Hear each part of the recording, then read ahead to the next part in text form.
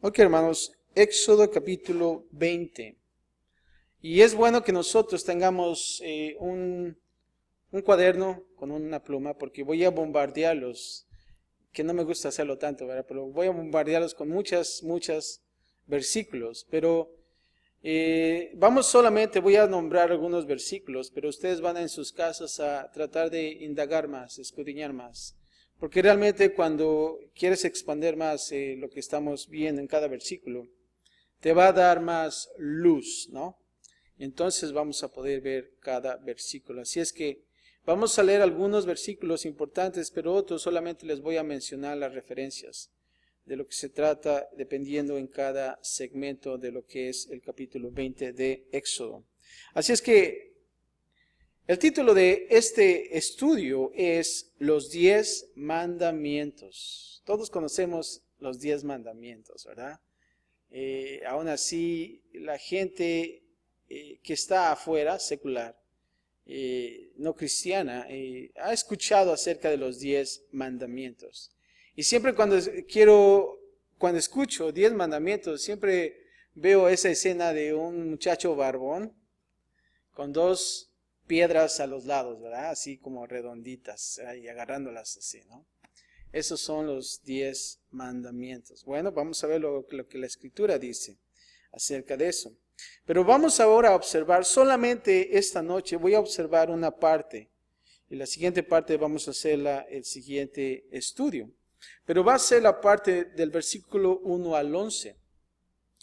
Que vamos a observar hoy 4 mandamientos importantes. 4 mandamientos que envuelven nuestra conducta ante Dios.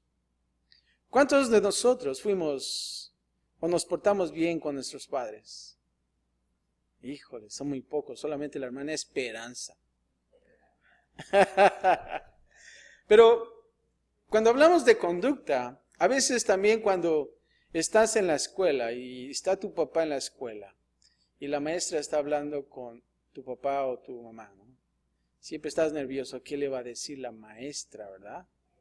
Y siempre estás con ese nervio, ¿no? Cuando vienen tus padres al salón, híjoles, espero que esas orejas de burro que tenía no me las hayan puesto en mi silla, ¿no? Cosas así. Pero bueno, siempre pasa eso, ¿no? En la conducta. Y claro, el maestro da ese reporte de la conducta, ¿no? Ya cuando dice, bueno, se porta muy bien. Es un muchacho tranquilo, pero de vez en cuando sus arranques, ¿verdad? Pero los aplacamos por ahí, ¿no? Bueno, no es tanto. Pero vamos a ver ahorita nuestra conducta ante Dios. Ahora imagínense lo que es ante Dios. Y vamos a comenzar con el versículo 1, que es el prefacio a los 10 mandamientos. Y vamos a escuchar aquí el versículo 1 del capítulo 20. Y vamos a comenzar a leer. Y dice así. Y habló Dios todas estas palabras, diciendo. Ahora, vamos a comenzar a observar aquí este pasaje. Aquí estamos viendo que dice que habló, ¿quién? ¿Quién habló? Dios. Ahora aquí observamos que el creer que habló Dios estas palabras a Israel como un todo, está diciendo que todas, no fue excluido algún mandamiento, sino que todas estas palabras. Y cuando dice aquí, todas estas, estamos hablando en dónde. ¿Se acuerdan que estaba en dónde está el pueblo de Israel? En el monte Sinaí. Ellos estaban reunidos en el monte Sinaí. Allí, Dios le contestó, ¿a quién? ¿Se acuerdan? A Moisés, ¿no? Por medio de su voz. Si tú observas en el capítulo anterior, en el 19, versículo 19, ahí está Dios hablando con Moisés. Mientras Moisés estaba de pie entre el pueblo al pie del monte Sinaí. Así es que si realmente tú quieres escuchar la voz de Dios, ¿a dónde tienes que ir? Al monte, ¿no? Ahora, no estoy hablando literalmente que vayas al monte porque no te escucha Dios donde estás, no. Sino que realmente tú dejes todo de ti, y pienso que es bueno decir de ti, ¿verdad? De todas las cosas que envuelven tu mente, que envuelven tu corazón, y que realmente te separes de esas cosas, de la rutina, y te pongas ante Dios, porque Él quiere hablar contigo. Ahora, aquí observamos también que estos mandamientos, ¿saben qué? Eran dirigidos a los israelitas, a todos, a los israelitas ordinarios, a los israelitas comunes. No quiere decir que es solamente para el consejo, los teólogos, ¿no? No, es para todos. Estos mandamientos son para todos. Ahora, los mandamientos son expresados en términos, escucha bien esto, son expresados en términos fuertes y simples. Y también, ¿qué? Fáciles de entender. Pero nosotros como cristianos nos queremos redondear. Oh, no, es que el adulterio no quiere decir esto. Es que eso no significa. O que la fornicación, o que la mentira y tantas cosas que puedas decir. ¿Por qué? Porque realmente no quieres aceptar que estás en un error, que no quieres hacer un cambio, que no quieres arrepentirte. Se debe de recordar que siempre Israel escuchó primeramente estos mandamientos. ¿Te acuerdas que de la voz de Dios desde el cielo de una manera audible? ¿Te acuerdas que eran como, qué? Estruendos, relámpagos, imagínate. Imagínate cómo en esos tiempos se escuchaba la voz de Dios. Y esto, ¿saben qué? Creó una impresión más fuerte y autoritaria posible entre el pueblo.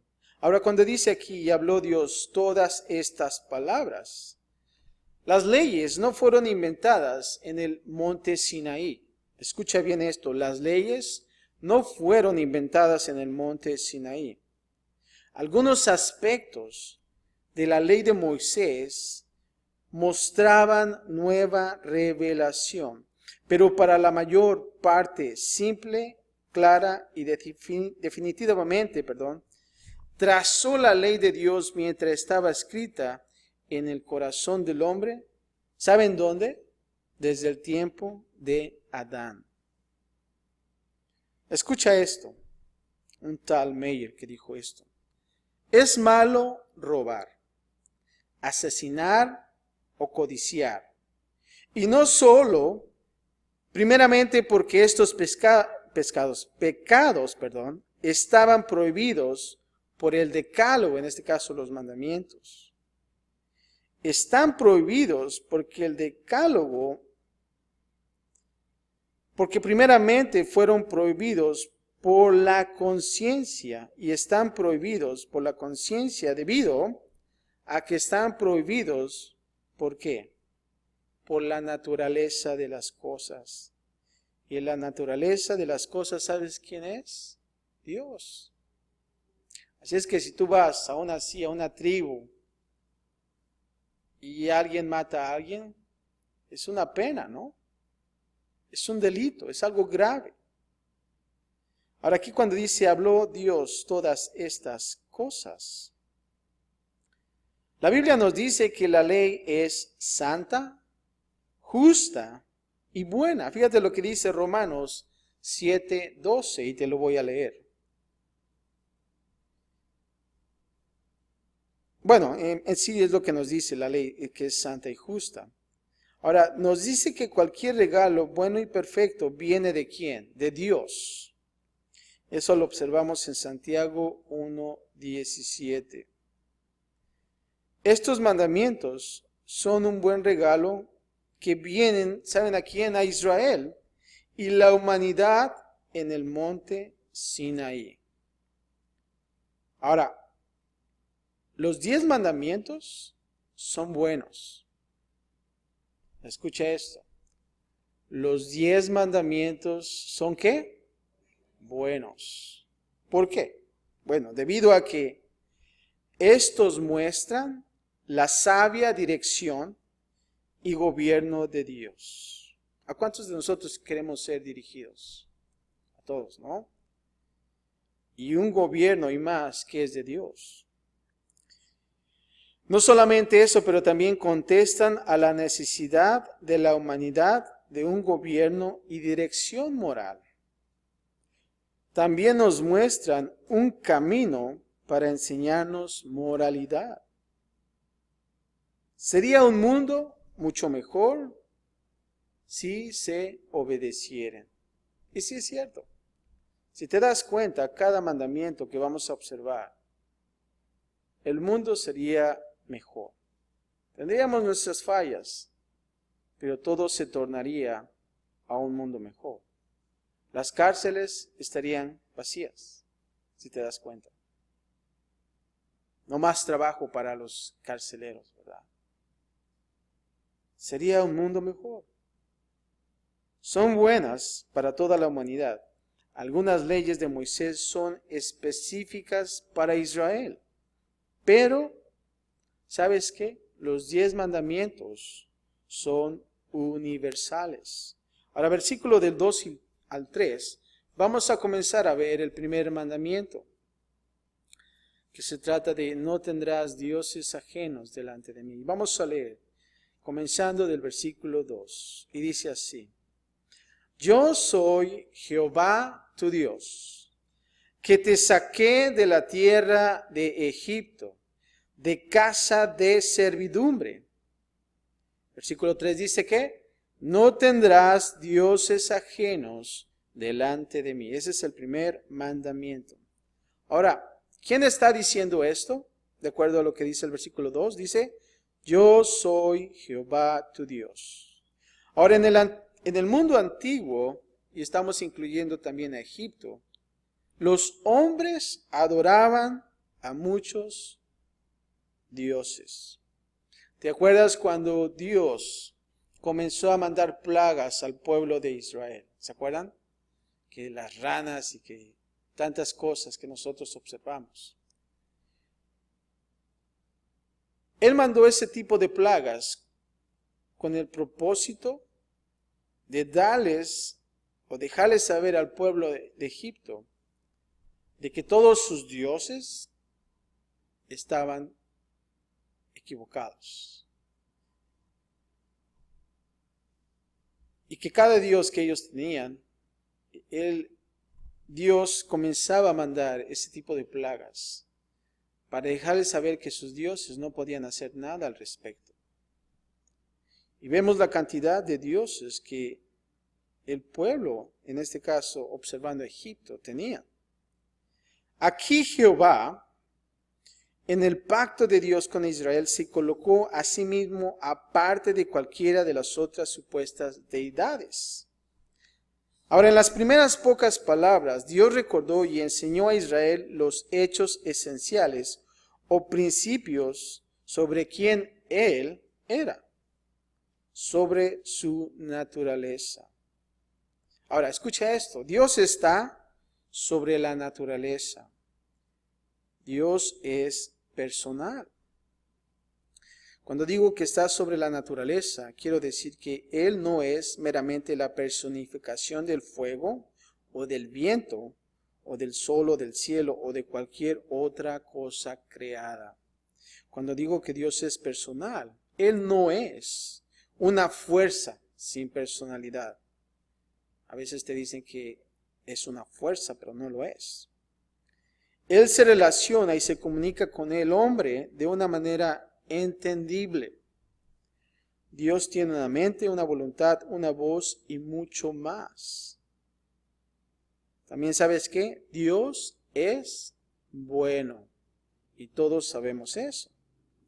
Él había hecho bien por Israel y ahora hace el bien por ellos al darle estos mandamientos, el cual el guardarlos no solamente le complace, pero genuinamente es lo mejor para ¿quién? Para la humanidad. ¿Te acuerdas cuando hizo la creación? Dijo que todo era bueno. Hasta él hizo una observación, dijo, hay algo que no es bueno. Que el hombre, ¿qué? Esté de asolapa, como dicen por allá. Y entonces hizo a la mujer. también dice que Dios es que santo. Por eso cantamos Santo, Santo. Él es diferente que los supuestos dioses con D minúscula de los paganos. Y por lo tanto, Él espera que su pueblo, ¿qué? Sea diferente. Ahora, observa aquí cuando dice que te saqué, ¿de dónde lo sacó? De la tierra de Egipto, de casa de servidumbre. Antes de que Dios demandara cualquier cosa de Israel, ¿saben lo que hizo Él? Él les recordó lo que Él había hecho por ellos. Esta era una fundación clara debido a lo que Dios es y lo que Él ha hecho por nosotros. Así es que Él tiene el derecho de decirnos lo que debemos de hacer. Y nosotros, ¿saben qué? Tenemos la obligación de hacerlo, de obedecerlo.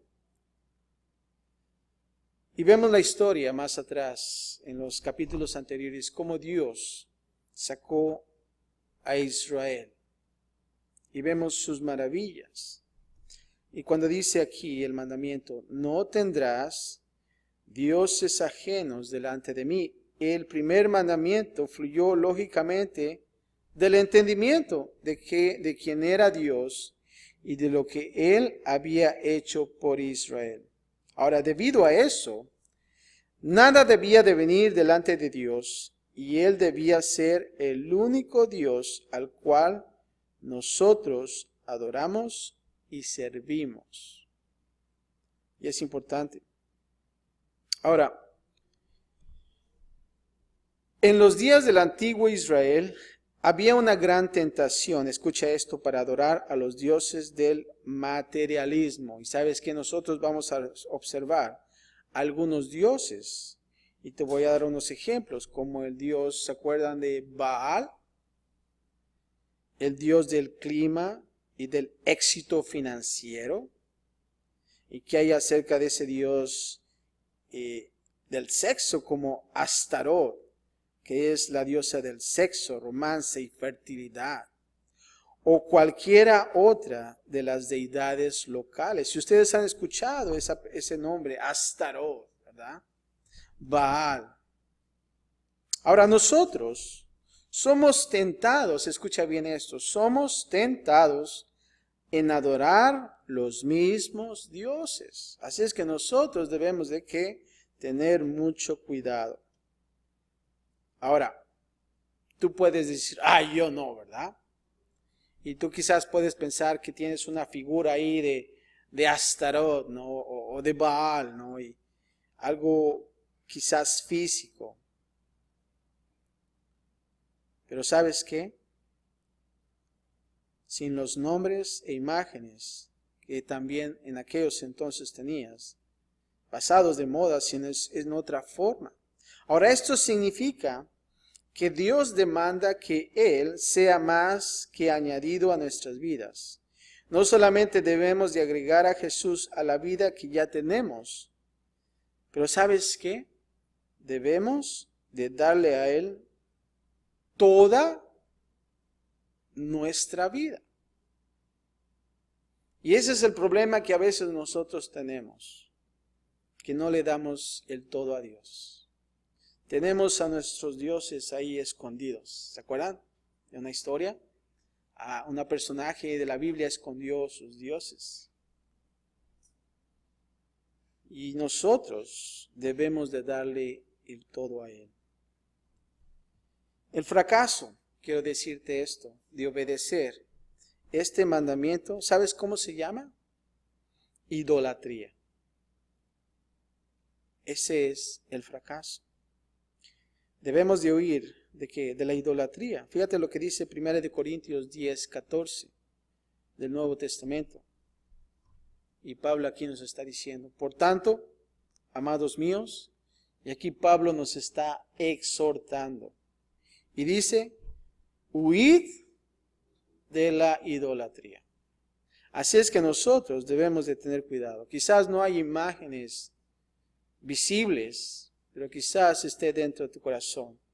en alguna acción que nosotros estemos haciendo que está a mal ante Dios. Las vidas marcadas por una idolatría habitual no heredará el reino de Dios. Escucha bien esto. Las vidas marcadas por una idolatría habitual no heredará el reino de Dios. Fíjate lo que dice Efesios 5:5. Porque sabéis esto, que ningún fornicario o inmundo o avaro que es idólatra tiene herencia en el reino de Cristo y de Dios. Así es que nosotros debemos de examinar esas áreas en nuestras vidas. Y te voy a dar otros versículos que más adelante tú puedes indagar más acerca de la idolatría, que es 1 Corintios 6, 9 al 10. 1 Corintios 6, 9 al 10 y también Apocalipsis, capítulo 28, versículo 8. Perdón, capítulo 21, versículo 8. Apocalipsis 21, 8 y también Apocalipsis 22, 15, acerca de lo que es la idolatría. Y tú puedes hacer un examen y decir si realmente tú tienes esa idolatría. Una vez más, 1 Corintios 6, 9 al 10 y Apocalipsis 21, 8 y Apocalipsis 22, 15. Ahora, la idolatría es la obra de la carne. Así es que pongan mucha atención. La idolatría es la obra de la carne. Así es que cuando te dicen, estás en la carne, bro, como dicen por ahí, no, estás en la carne, hermano, ¿verdad? Tenemos que tener cuidado porque quizás esté la idolatría ahí. Y eso lo puedes observar en Gálatas 5, 19 al 20. La cual marca nuestra vida pasada en lugar de la nueva. 1 de Pedro 4, 3. Y nosotros no debemos de asociarnos con aquellos que se hacen llamar cristianos y son ¿qué? Idólatras. Hay unos que a veces les dicen cristinos, ¿verdad? Que realmente se dice que son cristianos, pero realmente tienen idolatría. Fíjate lo que dice 1 Corintios 5:11. Más bien os escribí que no os juntéis con ninguno que llamándose hermano fuere fornicario o avaro o idólatra o maldiciente o borracho o ladrón.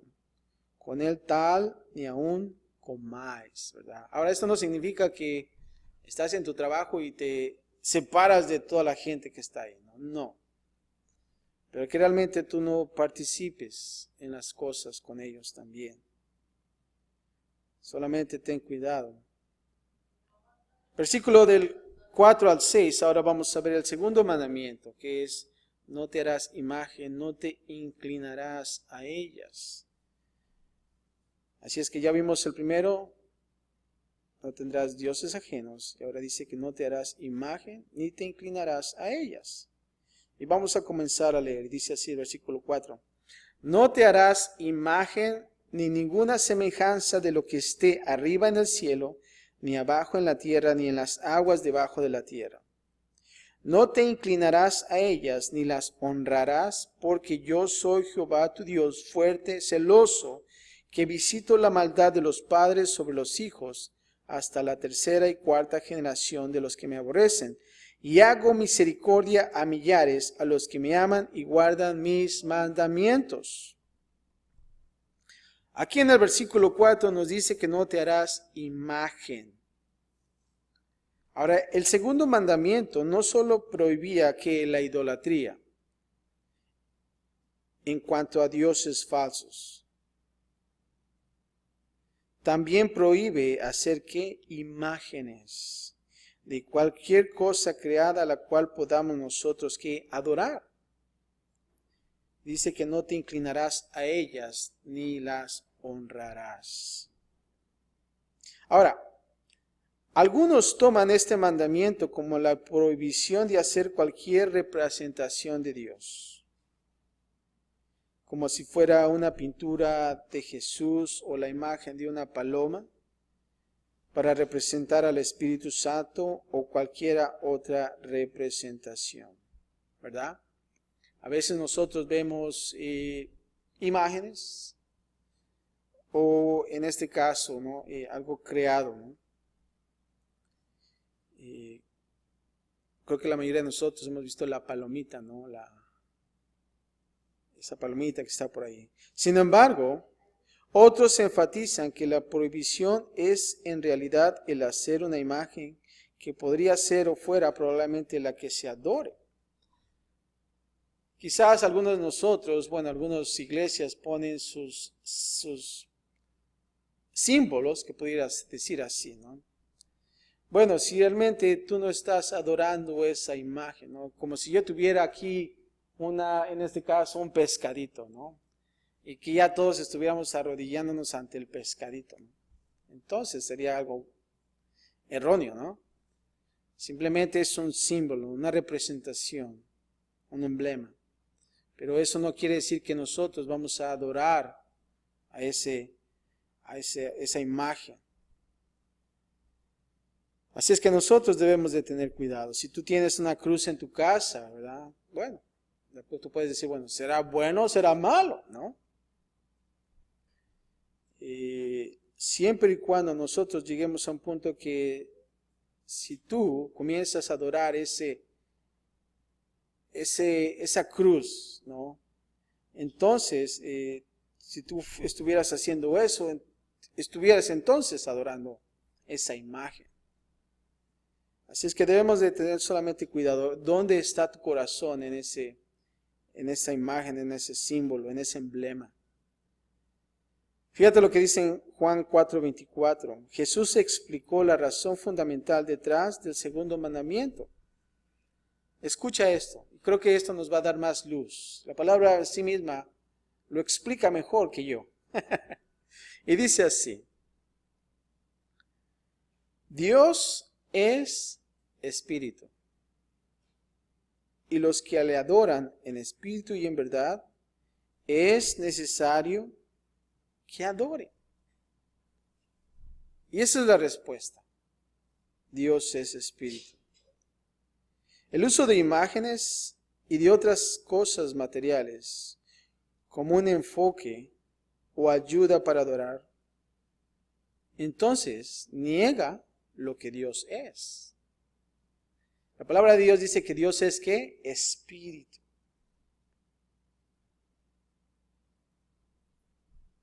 Y Él, como nosotros, debemos de adorarle a Él que en espíritu y en verdad, ¿verdad? Si el domingo que viene o el siguiente servicio no tenemos aquí la cruz, quizás, no vamos a decir, ¿y ahora qué va a pasar? No, no, porque nosotros no estamos adorando una cruz. ¿Por qué? Porque Dios es espíritu. También Pablo nos recuerda de lo peligroso e inútil que es el tratar de hacer a Dios, ¿saben qué? A nuestra propia imagen. Cuando dice que profesando ser sabios, escucha esto, profesando ser sabios, se hicieron necios y cambiaron la gloria del Dios, incorruptible, en semejanza de imagen de hombre, corruptible. ¿Se dan cuenta? Y te da algunos ejemplos de aves, de cuadrúpedos y de reptiles. Y eso lo puedes encontrar en Romanos 1, 22 y 23. Así es que debemos nosotros tener mucho cuidado. Ahora aquí en el versículo 5, donde en la segunda parte cuando dice, porque yo soy Jehová tu Dios. Y dice que es fuerte y celoso. Ahora, Dios es celoso en el sentido de que Él no aceptará meramente ser añadido a la vida. Él insiste en ser que supremo y lo hace ¿por qué? ¿Saben por qué? Por amor. Ahora, el celo de Dios es amor en acción. Él se rehúsa a compartir el corazón del hombre con cualquier rival. Ahora, no porque Él sea egoísta o nos quisiera a todos para Él, sino porque Él sabe que sobre esa lealtad hacia Él depende nuestra propia vida moral. Dios no es celoso de nosotros. Escucha bien esto. Dios no es celoso de nosotros. Él es celoso para nosotros. Ahora, si yo pudiera usar la palabra apasionado, quizás podíamos entenderlo mejor. Podría ser una mejor traducción también, ya que la palabra celoso quizás ha adquirido exclusivamente un mal significado de esta. Ahora, cuando dice aquí que visitó la maldad de los padres sobre los hijos hasta la tercera y cuarta generación de los que me aborrecen. Ahora, esto no significa que Dios castiga a la gente directamente por los pecados de sus ancestros, ¿verdad? No lo es así. Las palabras importantes son de los que me aborrecen. Tenemos que entender esto, de aquellos que me aborrecen. Algunos entienden que, porque mi tatarabuelo hizo adulterio, cosas así, entonces es por eso que también estoy en la misma condición. No. Aquí la palabra es los que me aborrecen. Si los descendientes aman a Dios, ellos no tendrán la iniquidad que visitó a sus padres. Esto necesariamente implica, escucha bien esto, si los hijos andan en los caminos de sus padres, pues ningún hombre puede ser condenado por la justicia divina por un crimen del cual él nunca ha sido culpable. Los hijos que repiten los pecados de sus padres lo evidencian en odiar a Dios personalmente. Por eso ellos también son castigados como sus padres. Pero el enfoque aquí está, ¿saben dónde? En la idolatría. Y este se refiere a un juicio a nivel nacional. Las naciones que olvidan al Señor serán juzgadas y ese juicio tendrá repercusiones a través de las generaciones. Y cuando nosotros observamos algunos grupos, en este caso, ¿se acuerdan de los amalequitas o los amalecitas? Que era un símbolo de ¿qué? De la carne. Y aún así Dios dijo que iba a haber una constante lucha. ¿Se acuerdan? Hasta llegó al rey Saúl, que ya nada más era de cortarle la cabeza al rey, ¿no? De los amalecitas, y no lo hizo. Él lo quiso mantener y desobedeció. Pero debemos de tener mucho cuidado. Versículo 6 aquí cuando dice, y hago misericordia a millares, a los que me aman y guardan ¿qué? Mis mandamientos. Es posible que cualquiera pueda recibir la misericordia de Dios. Si solamente, escucha bien esto, si solamente ellos se volvieran a Él, ¿saben cómo? Bien sencillo, en amor y obediencia. Amor y obediencia. Versículo 7, ahora vamos a ver el tercer mandamiento. El primero fue que no tendrás dioses ajenos. El segundo es que no te vas a inclinar a ellos, ni vas a ¿qué? A adorar. Ahora veamos el tercero. No tomarás el nombre de Jehová, tu Dios, en vano. Observa esto, que es nuestra conducta ante Dios. Es bien importante.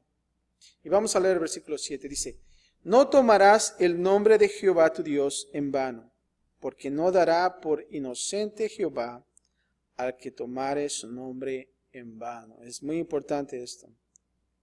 Ahora, cuando dice aquí que no tomarás el nombre de Jehová tu Dios en vano, Te voy a dar 3 maneras en las que este mandamiento es comúnmente desobedecido. Quizás a lo mejor tú no te vas a dar cuenta en ti mismo. Te vas a dar cuenta en ti mismo de alguna acción que estás haciendo.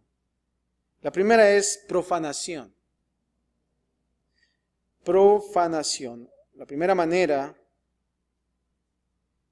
en la que este mandamiento es comúnmente desobedecido. Profanación, usando el nombre de Dios en blasfemias y al maldecir. No sé si ustedes siempre escuchan eso. Cuando a veces quizás la mayoría de los jóvenes y también los adultos, ¿verdad? Aún así los niños.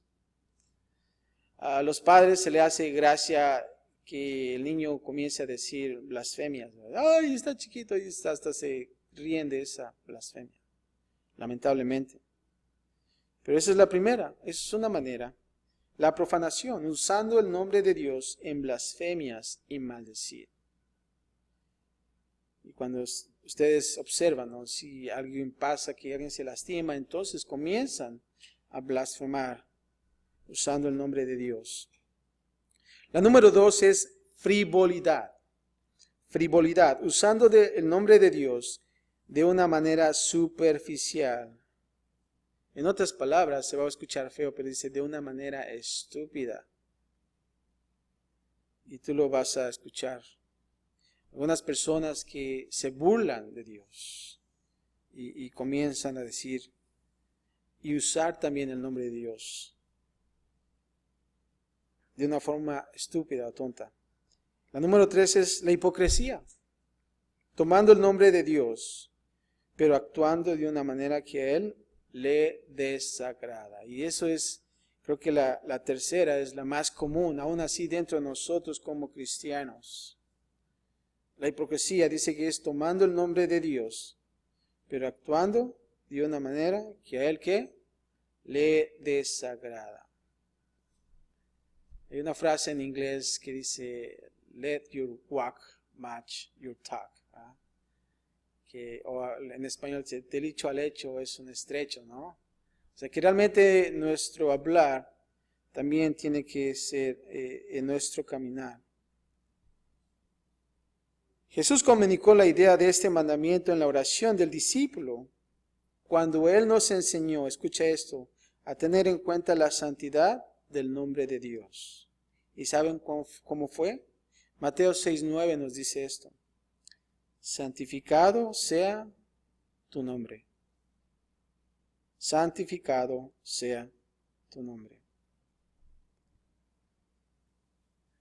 Regresando al versículo 7, en la segunda parte, cuando dice, porque no dará por inocente Jehová al que tomare su nombre en vano. Aquí la fuerza de este mandamiento ha llevado a extrañas tradiciones dentro del pueblo judío. Escucha esto. Algunas o algunos se van a medidas extremas, rehusándose aún a escribir el nombre de Dios, temiendo que el papel quizás pueda ser destruido, haciendo que el nombre de Dios allí esté o allí escrito fuera en vano, ¿verdad? Así es que debemos también de tener cuidado.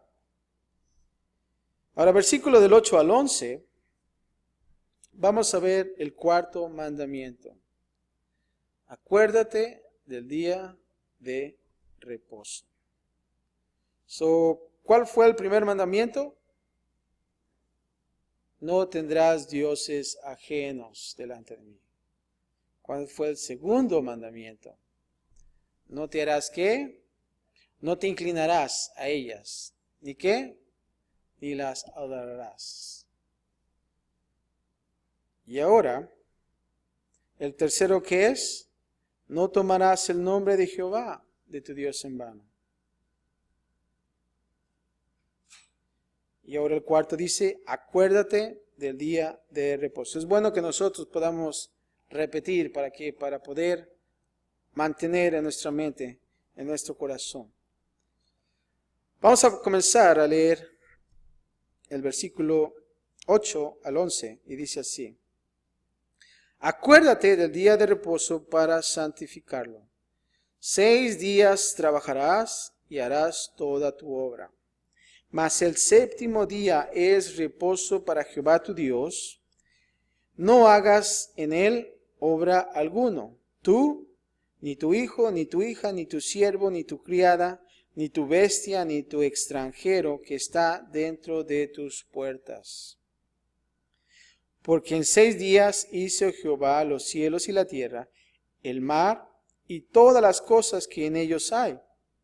Y reposó en el séptimo día. Por tanto, Jehová bendijo el día de reposo y ¿qué? Y lo santificó. Ahora, versículo 8 dice que tienes que acordarte del día de reposo para santificar. El mandamiento es el de respetar el día de reposo. En este caso, ¿qué día es? Lo que se llamaba el Shabbat, ¿no? El sábado. Como un día de descanso. Dice, no hagas en él obra alguna. Ahora, este reposo era para todo Israel. Y aquí como observamos que también que era para el hijo y el siervo y el extranjero. Aún así para las bestias, ¿no? Era para todos los que estuvieran dentro de la casa. Ahora, este es un principio importante, el cual puede ser muy fácilmente ignorado. Aquí Dios esencialmente declaró la humanidad y dignidad de las mujeres, esclavos, extranjeros, y dijo que ellos tenían el mismo derecho a un día de reposo que como cualquier hombre libre e israelita. Este sin duda era un concepto radical en el mundo antiguo. Ahora, en la segunda parte dice que es para santificarlo. Observamos aquí que Dios mandó a Israel y a toda la humanidad para asegurarse que hubiera un tiempo sagrado en sus vidas. Escucha bien esto, un tiempo sagrado en sus vidas. Un tiempo apartado para reposar. Dentro de sus tradiciones, el pueblo judío, ellos cuidadosamente contaron lo que ellos pensaban que se podía y no podía hacer en el día de reposo, y esto para santificarlo. Y te voy a dar un ejemplo. Lucas 6, 1 y 2, fíjate lo que dice. Y esta era la historia. En la mente de los líderes judíos, los discípulos eran culpables por 4 violaciones del día de reposo. Cada vez que ellos mordían un grano del campo, debido a que ellos juntaban, separaban, soplaban y preparaban la comida. Interesante, ¿no? Ahora, en hogares judíos que guardan esto el día de hoy, te voy a decir que uno no puede ni siquiera encender una estufa o encender la luz. Ningún interruptor en el día de reposo. Aún así, cuando se dice que cuando tú vas a un edificio y si hay un elevador, que ellos no pueden oprimir el botón del elevador. Y se dice que hasta el día de hoy, si tú vas a Israel y cuando es el sábado, los elevadores van subiendo y bajando automáticamente. Así es que si te encuentras en el 99 piso, te va a tomar un buen tiempo, ¿verdad? Para llegar a ese lugar. Pero el hecho de que se haya todo formado de esa manera es porque realmente, radicalmente, como observamos, ellos tratan de seguir esto, el hecho de guardar el sábado. Aún así se dice que está prohibido manejar ciertas distancias, aún así hasta manejar o llamar, hacer llamadas telefónicas, ¿verdad? Híjole, está duro, ¿no? Está duro. Todas cuidadosamente reguladas por tradiciones que buscan observar la ley con exactitud. Algunos lugares a veces te dicen que el sábado es el único día para adorar a Dios, pero vamos a verlo más adelante. Versículo 11 dice en la última parte que porque en 6 días hizo Jehová los cielos y la tierra. Ahora, observamos aquí que Dios estableció el patrón de día de reposo al inicio de la creación. Y cuando tú vas de regreso a Génesis 1, tú vas a observar lo mismo. Cuando Él descansó de su obra en el séptimo día, Dios hizo del séptimo día un día de reposo de todas nuestras obras. Y eso lo observas en Génesis 2:3. Es como si Dios dijera, el tener mucho por hacer no es una excusa para tomar el reposo que necesitas. Yo creé el universo y me hice tiempo para reposar de mi obra. Eso es lo que podríamos pensar. Ahora, cuando Dios les dijo que se acordaran del día de reposo, Él les dijo que recordaran el reposo. Lo que les dije que es el término Shabbat, ¿no? Que se deriva de la palabra original hebrea, que quiere decir, Shabbat significa descansar o cesar de trabajar, ¿verdad? Qué bonito que te digan Shabbat. Te sientes, descansas, ¿verdad? Imagínense. El propósito más importante del día de reposo era el de servir de guía al reposo que tenemos, ¿saben en quién? En Jesús. Para nosotros como cristianos, Jesús es nuestro reposo. Eso es. No es un día específico entre semana. Y a veces las religiones, o si no digo sectas, se jactan que solamente el sábado es el único día y por lo tanto, si tú adoras el domingo, ya te vas a ir al infierno, ¿verdad?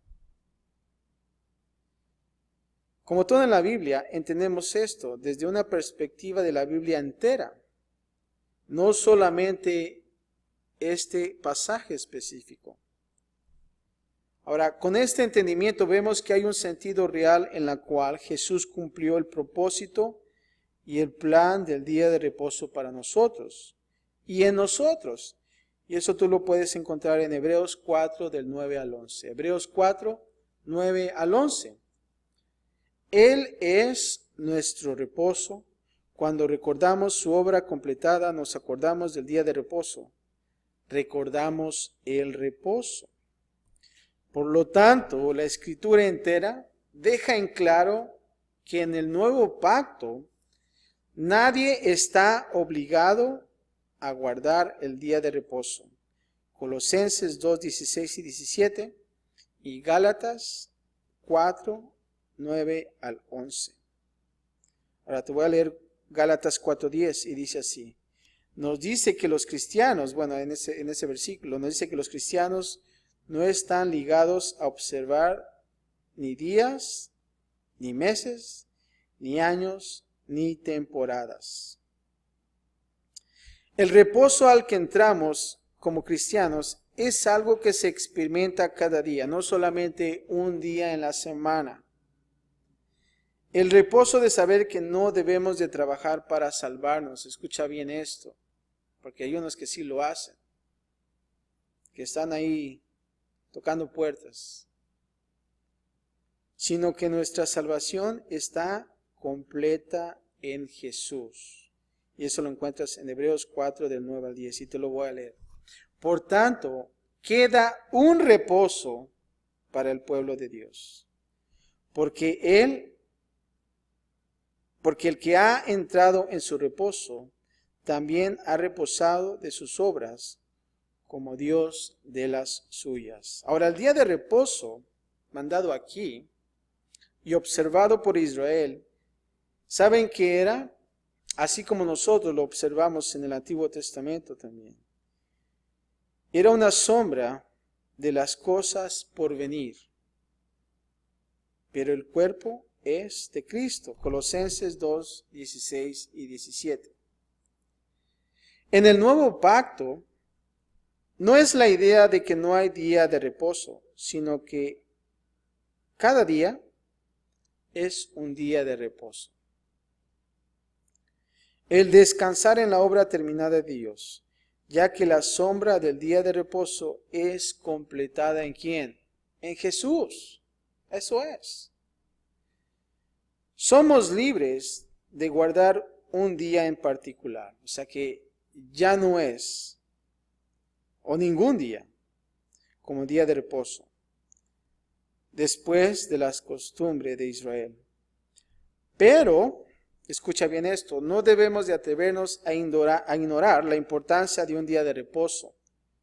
Dios nos creó para que necesitáramos uno. Y es como si fuera un carro que necesita siempre mantenimiento, ¿no? Si realmente el carro no hay un día de mantenimiento, ¿saben lo que pasa? No te va a durar.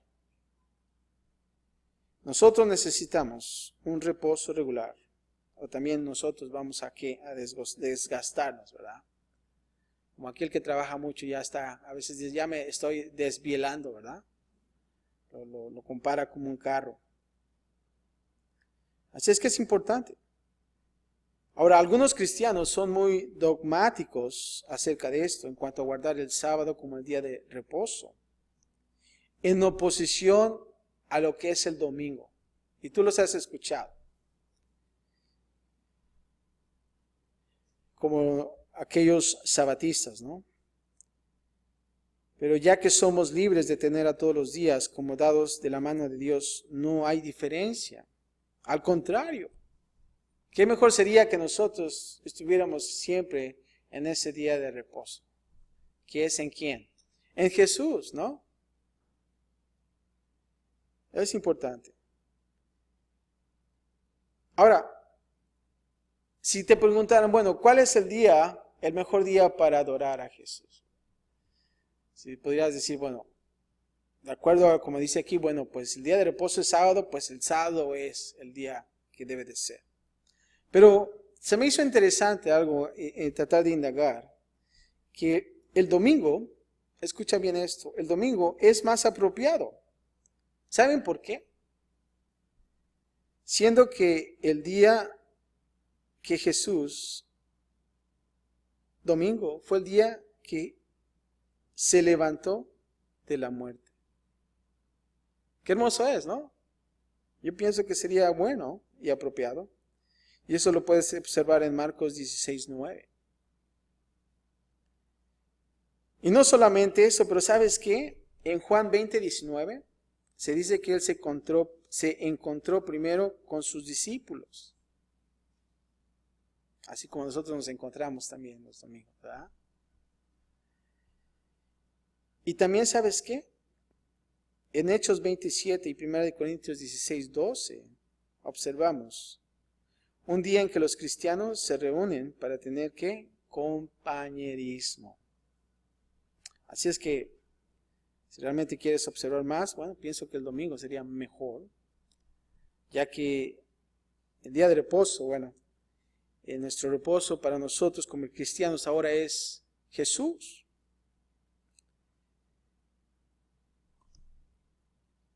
Bajo la ley, el hombre trabajó hacia el reposo de Dios. Pero después de la obra terminada de Jesús en la cruz, el creyente, ¿saben lo que pasa con el creyente? Entra al reposo. Y de ese reposo sale hacia la obra. Ahora, tú puedes decir, bueno, pues si no solamente es uno todos los días, entonces ya voy a dejar de trabajar. Ay, qué bueno. Ya también vas a mal usar eso, ¿no? Y ahora todo, si te preguntan, no, pues ¿por qué no trabajas? No, pues que estoy en día de reposo. Y si no es un día, pero para mí son todos, ¿no? No, tampoco, ¿verdad? Sino que realmente tú puedas trabajar, ¿no? Y todo eso. Pero creo que para nosotros como cristianos es de que estar nosotros siempre en constante ¿qué? Reposo en Jesús. Y cuando nosotros hacemos de ese día de reposo cada momento de nuestras vidas cuando necesitamos, entonces todo cambia. La pregunta es esta: ¿tienes reposo en Jesús? No sé si tú has trabajado mucho físicamente. Me acuerdo que un día yo trabajé hace muchos años, yo me volví lo que se dice aquí workaholic, ¿no? Trabajaba mucho. Yo tenía 3 trabajos y todavía la escuela y tantas cosas, ¿no? Y eso era, ¿no? Porque uno tiene esa mentalidad de joven, ¿no? Y quiero hacer dinero y tantas cosas. Llegó al punto que llegó Navidad y era un momento extremadamente ocupado en el hotel, en la hotelería. Y llegó un momento en que yo trabajé, comencé desde las 5 de la mañana, terminé hasta las 7 de la mañana, no, hasta las 10 de la mañana del siguiente día, sin parar, sin parar. ¿Y sabes qué? Mi cuerpo ya no aguantó. A las 10 de la mañana yo ya estaba diciendo, ¿sabes qué? Ya no puedo más, hasta aquí llegué. Pero también para mí fue un récord Guinness, ¿no? ¿Qué tanto puedo trabajar sin parar? Pero fue muy duro, ¿no? Y todavía trabajar toda la noche, de 10 de la noche hasta las 7, y luego entrar otra vez 7 a 10, fue lo más loco que pude hacer yo en mi juventud. Pero ¿sabes qué? Yo necesitaba un reposo, porque fue algo sin parar, exagerado. Y creo que también para nosotros en la vida espiritual, tenemos tantas cosas en nuestras manos, espiritualmente hablando, pero el Señor quiere darte un descanso. ¿Cuántos de nosotros nos gustan los descansos? A mí, todo el momento, ¿verdad? Cada momento que hago un movimiento, un descanso. Ah, qué suave, ¿no? Imagínate si nosotros tuviéramos eso en Dios, pensando que nuestro descanso, nuestro día de reposo es ¿quién? Dios. ¿Cómo se tornaría nuestra vida? Se dice que en Italia es un lugar donde cuidan mucho a los empleados.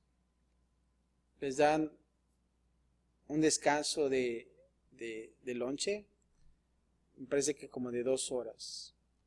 Si una mujer está embarazada, les dan desde el momento que comienza su embarazo hasta que tiene el baby todavía un poco de cuidado.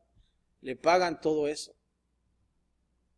Y sus vacaciones largas, muy buenas, placenteras. Y tantos beneficios que podamos pensar. Ya no se vayan a ir a Italia, ¿eh? Me dejan sin iglesia. Pero realmente les dan mucho descanso. Pero ¿saben por qué? Porque ellos han estudiado esto. Que cuando ellos hacen eso, el trabajo es más productivo. Realmente los trabajadores se ven más entusiasmados, más activos, más concentrados en el trabajo, ¿no? Y dices, wow, qué interesante, ¿no? Y nosotros lo vemos por el lado de los beneficios, pero quizás el dueño lo ve por el lado de la productividad del negocio, ¿no? Pero si nos damos cuenta, hay un beneficio en ambos lados. Y creo que de la misma manera, cuando nosotros estamos en ese reposo, todos los días de nuestras vidas, creo que las cosas comienzan a marchar mejor, ¿no crees? Estás en ese momento de comunión con Dios. Y cuando comienza tu día, está ese reposo, comenzando a conectarte con Dios. Y cuando vas terminando tu día, cuando el sol comienza a esconderse, de la misma manera, tu día está ahí siguiendo día a día y no deja de dejar ese reposo. Y creo que es bueno que nosotros hagamos eso parte de nuestra vida. ¿Por qué? Porque ¿sabes qué? Cuando no hay reposo, estamos cansados, cargados y tú vives una vida sin sentido. ¿Por qué? Porque no está sincronizada con Dios. Y cuando tú llegas a este lugar, es difícil estar conectado. Pero ¿sabes qué? Cuando tú vienes aquí a la reunión, a esta reunión entre hermanos, tú vas a venir con más entusiasmo, vas a venir con mejor adoración a Él. ¿No lo crees? Así es que nosotros podamos observar estos 4 mandamientos. La siguiente reunión vamos a observar lo que es el resto, pero siempre piensa en esto. Si realmente tú observas y dices, bueno, pues no tengo Dios ajeno, no me inclino a ellos ni tampoco los adoro, y no tomo el nombre de Dios en vano, pero ¿qué hay acerca de reposo? Es tan importante también, y no quiero decir que los demás no son, pero nosotros como cristianos a veces nosotros flaqueamos en algunas áreas. Quizás no es el cuarto, quizás el primero, el segundo o el tercero. Pero que es bueno que nosotros podamos observar estos 10 mandamientos. Y no solamente esta primera parte, pero la segunda. Y como dicen por ahí, ponernos las pilas, ¿no lo creen? Poder echarle ganas, echarle mano a estas cosas. Y no verlas como si fuera una carga o decir, ay, es que, no. Aún así tú puedes decir, bueno, es que es difícil, hermano, es difícil. ¿Sabes por qué es difícil? Porque no se los dejas en las manos de Dios. Porque realmente tú lo estás haciendo con tus propias fuerzas. Pero si tú dejas a Dios y entras en reposo, entonces todo va a tornarse bien. ¿Qué pasa cuando tú tienes un buen descanso? Te despiertas y te pareces como Superman. Quieres hacer todo, ¿verdad? Y voy a arreglar mi jardín, y voy a hacer cambios en mi garage, y todas estas cosas, ¿verdad? Quieres hacer todo. Pero que nosotros podamos siempre estar en Dios. Padre, te damos gracias, Señor, por este estudio. Gracias, Padre, también te damos porque hemos observado, analizado estos mandamientos. Te pido, Señor, que tú nos ayudes, que podamos observar nuestras vidas, no la vida de nuestro hermano para acusarlo, pero nuestra propia vida, Señor, ¿para qué? Para que podamos cambiar, para que podamos arrepentirnos y que a través de la fe, Señor, podamos echar mano a esto, Padre. Gracias, Padre, por todo, y Padre, te pido por mis hermanos, los que no están aquí también. Sé con ellos, Señor, y Padre, que podamos juntos observar estos mandamientos y lo que resta para el siguiente domingo, Señor. Gracias por todo, Padre, en Cristo Jesús, y todos decimos amén. Puesto de pie, hermano, vamos a cantar la última alabanza.